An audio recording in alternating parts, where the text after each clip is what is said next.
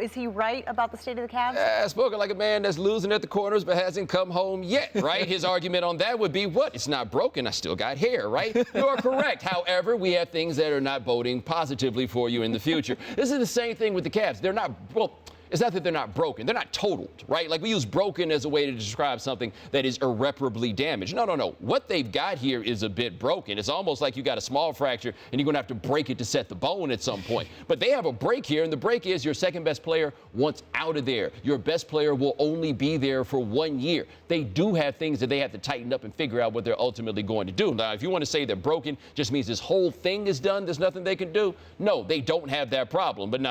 He's up there like, what's wrong? There's nothing wrong. I mean, and something's not right. How about that? The Cavs are not yet broken, but they are as fragile as any franchise in the league. They are the Ming vase teetering on the edge of the NBA shelf. And when you listen to Kobe Altman, who is a polished dude, although I will say it's kind of always awkward when someone is described as both street smart and book smart. He did do that. And there was that. And I was just kind of like, yeah, we get it. But they are fragile because you look out, you zoom out on them and you say, wow, they pay the most money to NBA players in terms of payroll than anyone has ever done. They have made all of these finals. They have the men under legal contract, as was pointed out in that kind of specific language in Kyrie and LeBron.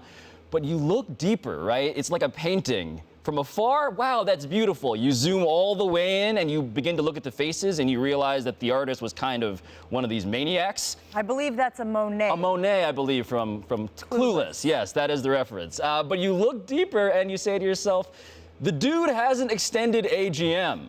He has had 4 of them. He has extended 0 of them.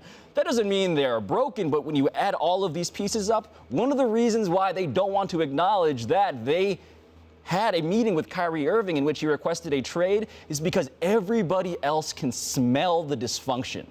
It's not broken yet. Well, here's the thing. When we ask about whether or not it's broken, if we were to say it was broken, how long will we say that this thing has been broken? Because apparently the chaos that we're talking about now has existed since LeBron got back. But what was there before LeBron got back? Chaos. That's where you had the discussions whether or not Kyrie Irving and Deion Waiters were actually fighting. Like they have been in a perpetual state of chaos since the day that LeBron left. The constant in that is Dan Gilbert. So when you talk about this being broken, it's not really a matter of being broken as much as is there a structural flaw in the design that starts at the top? I mean, when your boss is out here sending emails into Comic Sans, man, there's nothing professional about that. That's the tone that's getting set for the whole operation that goes all the way down. And the only thing that seems to be professional about this place is LeBron and the offshoots of LeBron. And so what can they do to fix it?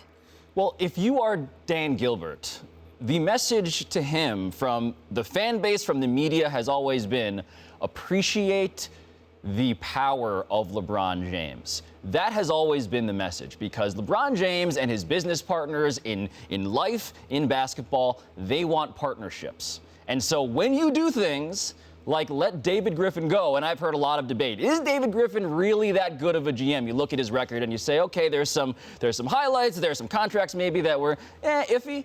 But the problem is, if LeBron wanted David Griffin, you need to cater to that guy. This is the NBA. It's not hockey. It's not 1 of 6. It's not baseball 1 of 9. It's not football 1 of 11. It is 1 of 5. And that guy has more power in this sport specifically than in any other context. So you have to cater to him. It's just that simple. Here's the problem, though. If the problem is Dan Gilbert, you can't fix it. It's Band-Aid, right? And so how do you put the Band-Aid on Dan Gilbert? They've just got to max out this year. Like, this year's the only thing that they have promised him. Whatever the length of LeBron's contract is the only thing that franchise has promised to him. All they can do is max out this year. The problem is, in maxing out this year, this is going to be one of the great chaotic basketball seasons that we've ever had. Whoever's writing the book on this year for the Cleveland Cavaliers is going to get paid. Right. Because guess what happens if LeBron, in fact, wants Kyrie to go, as we are hearing?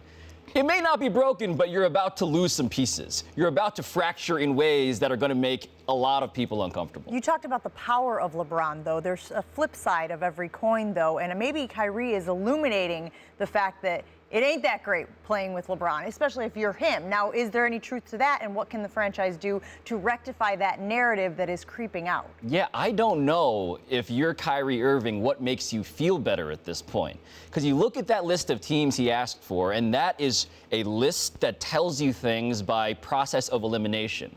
It's not that he wants to go to a team where he is clearly number one, because the Spurs would have that. It's not that he wants to go to a team where he's going to be a winner, because we're going to talk about the Knicks and Kyrie. You go down the list of Miami and so forth. This is about LeBron. It's about not wanting to be in a shadow and not wanting to participate in a conversation that inevitably, and we are guilty of this right now, ends up with LeBron because that dude is the most important. I don't know how you fix that. Also, ask the other dudes if they like playing with LeBron James. Like, as of now, we have one dude who doesn't like playing with LeBron James, and I understand this. It might be a bit tiresome to deal with some of the grading that you get from LeBron James. But these are also the things we praise Michael Jordan for, right? Correct. This idea that you have to enjoy it or everything else. When you get those results, we typically say the enjoyment part does not matter that much. Like, this is just another one we're like, yeah, man, but what about LeBron? And the answer is, he's LeBron, man. What are you, 14? This is how life works. I remember talking to Mike Penberthy. Remember Mike Penberthy, Yes. shooter on the Lakers? I remember talking to him and asking him what it was like to play with Kobe. And he would tell the story of getting scratch marks across his arms. And I was waiting for some punchline. And in fact, that was him valorizing Kobe Bryant. Why? Because they won together. Right. That's what happens. And the wrinkle with Kyrie, of course, is that 3 straight finals, and this is why you zoom out on that Cavs picture and zoom right back in. 3 straight finals didn't mean quite so much to Kyrie Irving, so why should it mean so much to anyone interpreting what Kyrie Irving is trying to do? That is a fascinating illustration, though, the idea that he would look at that and be like, nah, man, I'm tired of not being in the light. Like, Chauncey Billups described that as being alarming to him about him. It is a fascinating insight into him that I don't know quite what to do with it, even though I respect the fact that if he wants a new job, go get one.